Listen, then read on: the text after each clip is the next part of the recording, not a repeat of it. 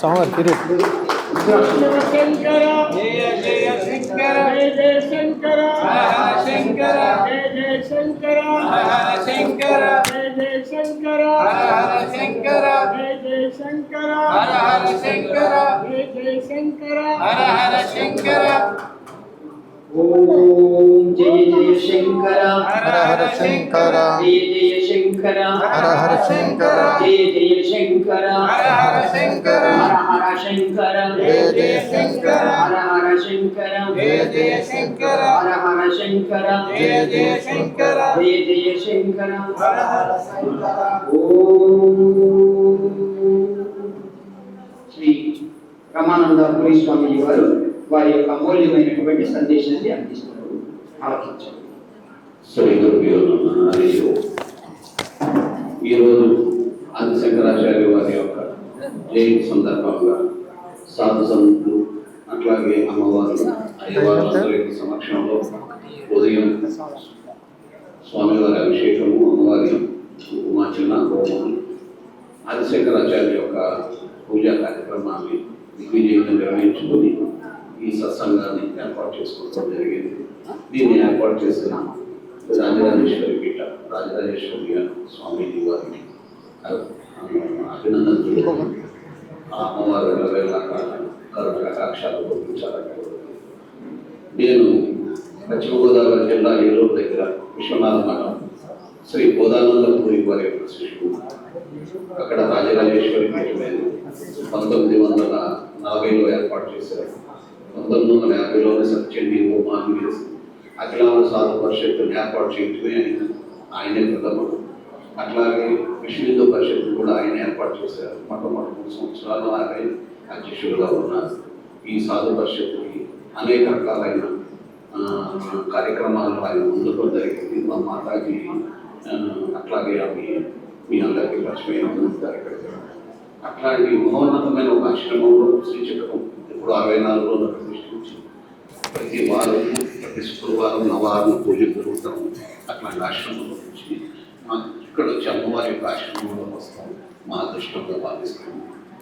అయితే ఈరోజు శంకరాచార్యుడు జన్మించినప్పుడు ఆయన జన్మ సాఫల్యం చెందుతున్న సందర్భంలో ఆయన జన్మించినప్పుడు జరిగిన ఒక సంఘటనని మనం ఒకసారి అందులో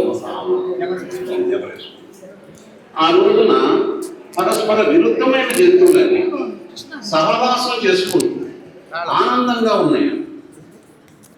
ఏనుగులు, సింహాలు, అట్లాగే అట్లాగే పాములు, కప్పలు. ఆది శంకరాచార్యుడు పరస్పర విరుద్ధమైన జంతువుల్ని ఒక సహవాసం అట్లాగే వారు ఏర్పాటు చేసుకున్న శృంగేరి పీఠంలో కూడా పాము, కప్ప సహవాసం చేసుకోవడం చూసి ఈ ప్రాంతంలోనే మన మొట్టమొదటి పీఠం ఏర్పాటు చేయాలి.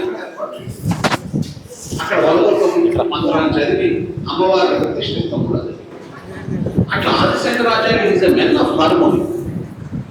మానవుల మధ్యన పరస్పర విరుద్ధమైన, ఆత్మల మధ్యన పరస్పర విరుద్ధమైన వ్యక్తుల మధ్యన, ఎందుకంటే ఈ ప్రపంచంలో ప్రతిదీ ఒక యూనిక్, ఏ రెండు ఒక రకంగా ఉండవు.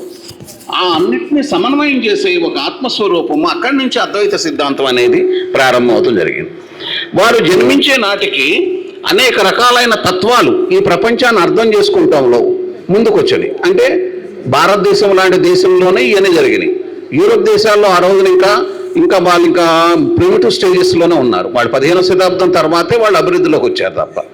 కానీ 10,000 సంవత్సరాల క్రితమే భారతదేశంలో అనేక రకాలుగా దైవాన్ని నిరంతరము స్మరించుకుంటూ దైవంతో వచ్చిన అపౌరుషంగా వచ్చిన ఏదైతే మనకి ఉపనిషత్తులు ఉన్నాయో వాటిలో ఈ ఆత్మ విద్య వేరు వేరు రూపాల్లో తెలియపరచడం జరిగింది. దాన్ని మళ్ళీ పునర్ప్రతిష్ఠించడం కోసము సాక్షాత్తు పరమశివుడే ఆదిశంకరాచార్య రూపంలో జ్ఞానకాండను అత్యున్నతమైన దిశకు తీసుకెళ్లే కార్యక్రమంలో భాగంగా ఆనాడు ప్రబలుతున్న బౌద్ధము లేకపోతే చార్వాక మతాలు అలాగే రకరకాల ఆ మతాలన్నింటినీ ఖండిస్తూ జ్ఞానకాండని ముందు ప్రతిపాదిస్తూ జరిగింది.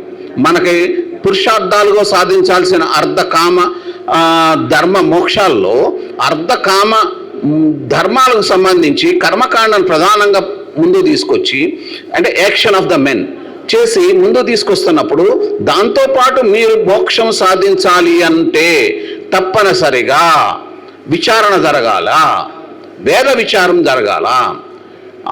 మోక్షము అంటేనే విచారం ద్వారా జరుగుతుంది అనేది తీసుకొచ్చి ఈ మోక్షానికి జ్ఞానయజ్ఞమే ప్రధాన కారణం అనే దాన్ని ముందు తీసుకొచ్చి ప్రపంచానికి అందించిన మహాత్ముడు.